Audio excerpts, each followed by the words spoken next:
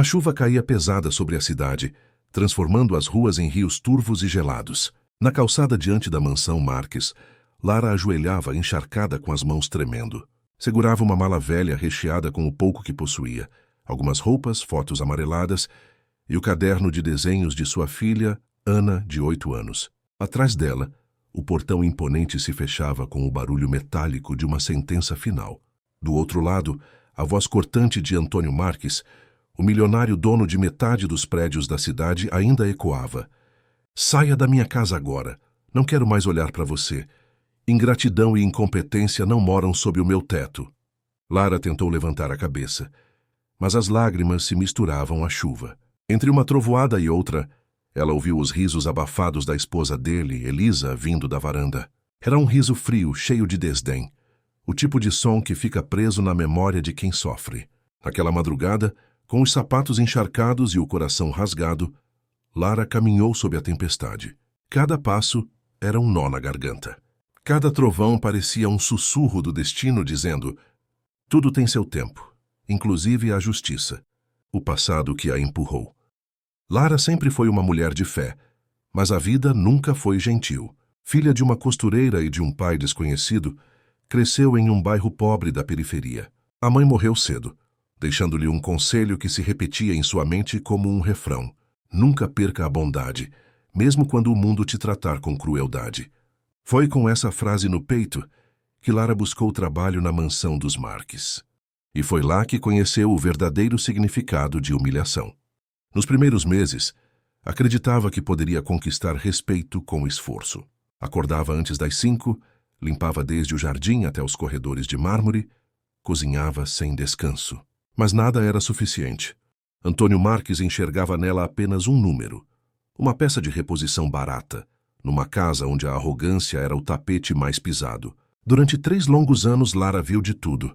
Viu festas luxuosas sendo organizadas, enquanto o alimento que sobrava era jogado fora.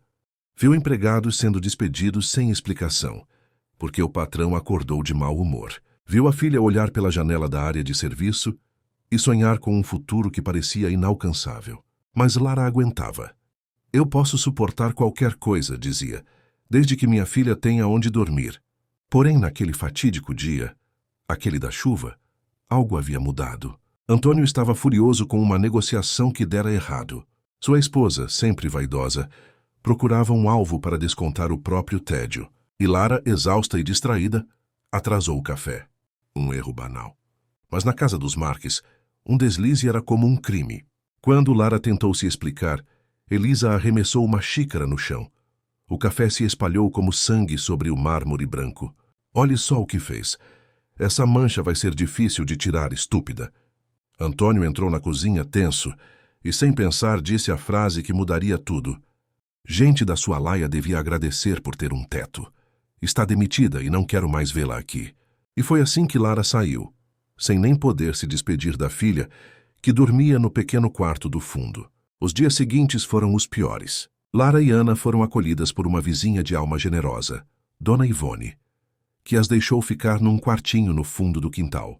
Lá o chão era de cimento rachado e a cama um colchão fino, mas ao menos havia abrigo e silêncio. Lara chorava à noite em segredo. Durante o dia sorria para a filha. E à noite, enquanto Ana dormia, sentava-se ao pé da cama e fazia promessas ao vento. Eu vou vencer por mim e por ela. Um dia vamos sair daqui com dignidade.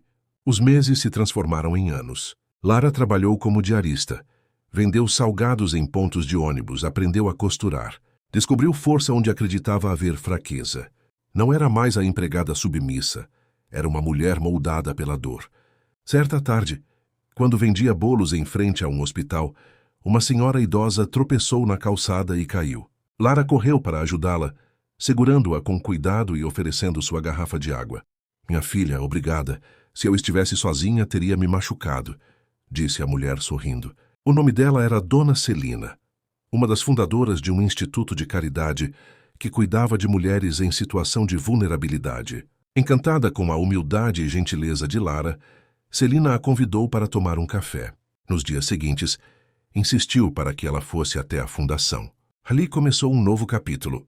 Lara passou a trabalhar como auxiliar de serviços no abrigo, depois como cuidadora. Rapidamente se tornou referência. Era ela quem acalmava as mulheres em crise, ensinava as crianças a ler, organizava campanhas de doação. Celina via algo especial nela. Você tem o dom de transformar dor em cuidado, dizia. E era verdade. Com o apoio do Instituto, Lara voltou a estudar. Fez cursos, aprendeu administração, leu sobre empreendedorismo e pouco a pouco ascendeu. Enquanto crescia, guardava dentro de si uma chama silenciosa. O desejo de provar que a dignidade não tem preço. 5 anos se passaram desde aquela noite de chuva. Lara agora trabalhava como coordenadora de projetos no mesmo instituto. Hannah, já adolescente, estudava em uma boa escola e sonhava em ser advogada para defender quem não tem voz. Um dia, durante uma reunião de arrecadação de fundos, o instituto recebeu uma visita especial. Henrique Marques, empresário, primo distante de Antônio. Henrique ficou impressionado com a trajetória de Lara. Conversaram por horas, e ele descobriu que ela havia trabalhado na empresa do primo. Então você era funcionária do meu tio e do Antônio? Sim, por pouco tempo, mas o suficiente para aprender o que eu não quero me tornar. Henrique riu, encantado com a firmeza dela. Gosto de gente assim, séria, mas humana. Sabe o que é cair e levantar. Algum tempo depois, ofereceu-lhe um cargo no setor de projetos sociais da empresa da família, com salário e autonomia. Lara aceitou, não apenas pelo dinheiro, mas pela oportunidade de multiplicar o bem. E foi assim, sem planejar, que ela começou a reconstruir o império que um dia a rejeitou. 6 anos após a expulsão, Lara entrou pela primeira vez na sede da construtora Marques & Cia. As paredes frias que antes representavam opressão, agora pareciam diferentes. Os empregados sorriam ao vê-la. Havia algo nela que inspirava confiança. Poucas semanas depois, recebeu uma notícia surpreendente. A empresa de Antônio estava à beira da falência. Várias dívidas, processos e escândalos. Henrique planejava adquirir parte da construtora para reconstruí-la sob nova gestão. E queria que Lara liderasse o projeto. O destino, enfim, ajeitava seu tabuleiro. Quando Lara entrou novamente na mansão dos Marques, o silêncio pesou. O luxo ainda estava lá, mas o brilho havia sumido. Antônio, antes altivo e arrogante, estava sentado em uma poltrona abatido com os cabelos brancos e o olhar vazio. Ela respirou fundo antes de se aproximar. Senhor Marques, disse com calma, vim formalizar a compra da sua construtora.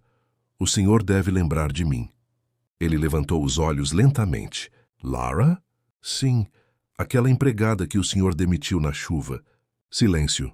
Antônio tentou falar algo, mas as palavras se perderam.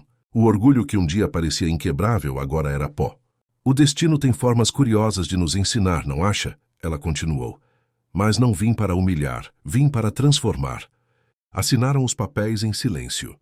Quando a caneta tocou o papel, algo dentro dele pareceu desabar. Dias depois, Lara recebeu um telefonema de Dona Celina. Sua voz soava trêmula e emocionada. Minha filha, acho que encontrei algo sobre o seu passado. Nos arquivos antigos do Instituto, havia uma caixa com o nome Família Marques. Dentro, um registro de nascimento. O nome da criança era Lara Souza Marques. O chão pareceu sumir sob seus pés. O documento revelava que, décadas atrás, o pai de Antônio tivera uma filha fora do casamento, entregue a uma família simples, e essa filha era ela. Lara sentou-se em silêncio, sentindo uma mistura de espanto, alívio e dor. Não era apenas uma questão de sangue. Aquilo explicava anos de ressentimento, olhares estranhos, comentários velados. Antônio nunca soubera da verdade e, ironicamente, havia humilhado a própria irmã. Algumas semanas depois, Lara visitou novamente a mansão. Antônio, agora doente, olhou para ela com olhos baixos. Você tem todo o direito de me odiar, disse ele. Eu fui cruel, cego, arrogante. Lara segurou-lhe a mão. Eu não vim por ódio. Vim para perdoar. O que o Senhor me tirou não me destruiu, me fez crescer. E hoje o que eu tenho não é por vingança. É porque aprendi que o mal não vence para sempre. Antônio chorou silenciosamente. Pela primeira vez não havia empáfia nem desculpas, apenas arrependimento. Você é sangue do meu sangue, ela completou. Mas mais que isso, você é o espelho do que eu nunca quero ser. No dia seguinte ele faleceu tranquilo. Meses depois, Lara fundou o Instituto Luz do Amanhã, voltado para capacitar mulheres e jovens pobres em todo o país. Transformou parte da antiga construtora em um projeto social de moradias acessíveis. No topo do prédio principal havia uma placa dourada. Aqui se constrói com dignidade. Durante o discurso de inauguração, com Ana e Dona Celina ao lado, Lara disse: "Um dia eu apanhei da vida porque era pobre. Outro dia eu escolhi erguer quem sofre o mesmo. Aprendi que justiça verdadeira não é humilhar quem te feriu, mas iluminar onde antes só havia escuridão." O público aplaudiu. Ana, emocionada, a abraçou. A câmera do destino parecia fechar o foco em lágrimas de superação, não de vingança, mas de redenção. Anos depois, Lara caminhava ao pôr do sol por um bairro de casas simples acompanhada da filha. Viu uma mulher limpando a calçada e sorriu, lembrando-se de quem um dia fora. Ana perguntou: "Mãe, valeu a pena tudo o que você passou?" Lara olhou para o horizonte, onde o sol descia atrás das colinas, e respondeu: "Valeu sim, minha filha, porque o sofrimento foi a ponte mais difícil que eu já tive que atravessar. Mas foi do outro lado dela que encontrei o meu verdadeiro lar." O vento soprou leve, como se a chuva de anos atrás finalmente tivesse cessado. A vida dá voltas, e às vezes quem é expulso na tempestade volta a ser o raio de sol que ilumina quem ficou preso na sombra.